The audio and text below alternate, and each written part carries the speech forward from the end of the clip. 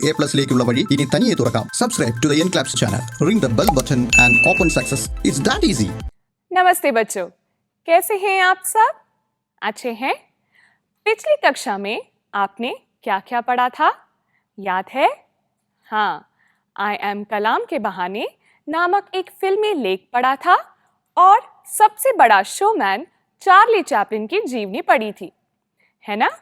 बच्चों, आज की कक्षा में हम तीसरी इकाई की ओर आप सबका स्वागत करते हैं। एक चित्र देखें। यहाँ क्या क्या है?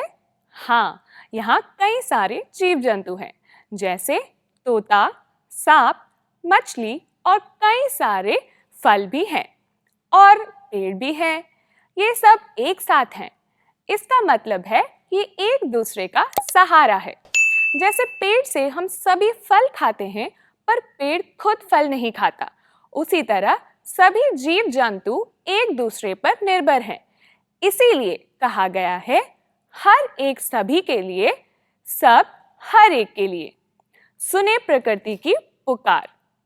प्रकृति सिर्फ मनुष्य के लिए नहीं है, सभी जीव जंतु और मनुष्य प्रकृति का एक महत्वपूर्ण हिस्सा है। इसलिए सबका मिलके रहना जरूरी है। आज की कक्षा में हम एक कविता पढ़ेंगे। कविता का नाम है अकाल और उसके बाद। कवि का नाम है नागार्जुन। नागार्जुन का नाम आपने सुना है? हाँ, नागार्जुन हिंदी के प्रगतिशील साहित्यकार हैं। लोक जीवन, प्रकृति और समकालीन राजनीति आपकी रचनाओं के मुख्य विषय हैं। तो अब हम कविता की 4 पंक्तियां पढ़ेंगे।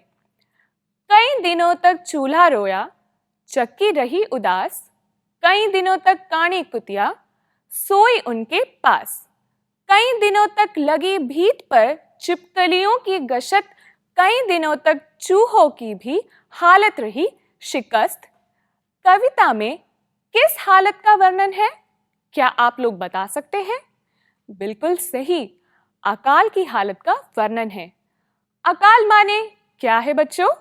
अकाल माने धन दाने की कमी, यानी क्षामम, यानी फेमाइन।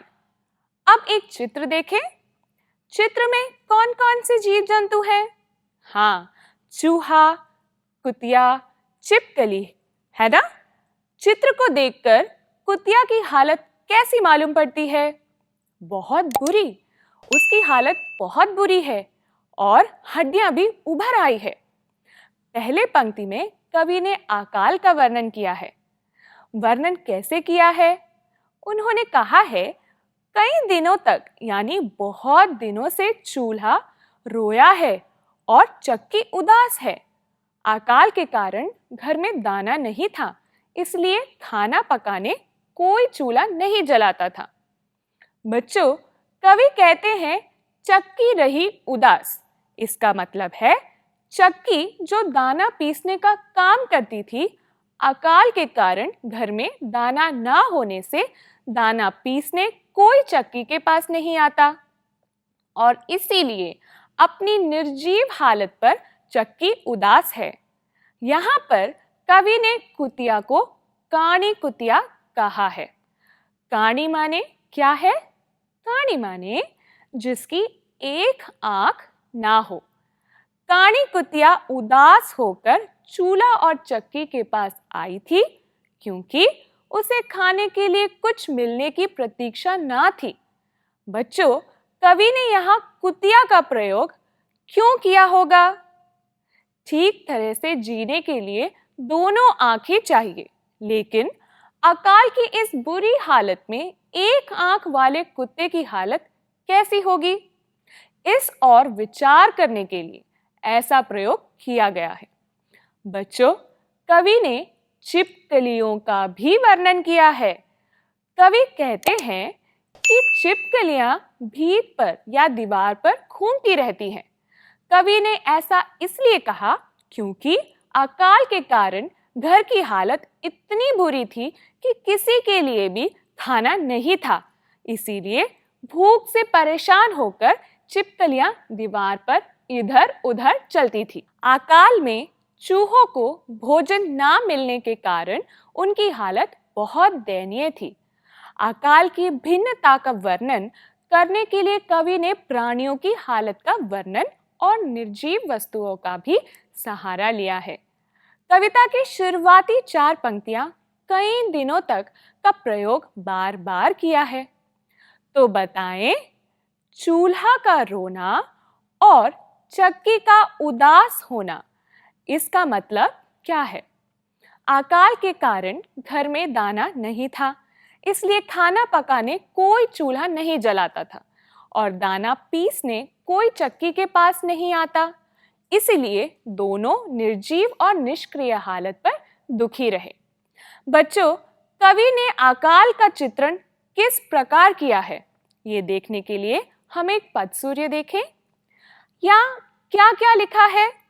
हाँ, अकाल और अकाल पड़ने से कवि के अनुसार क्या होता है?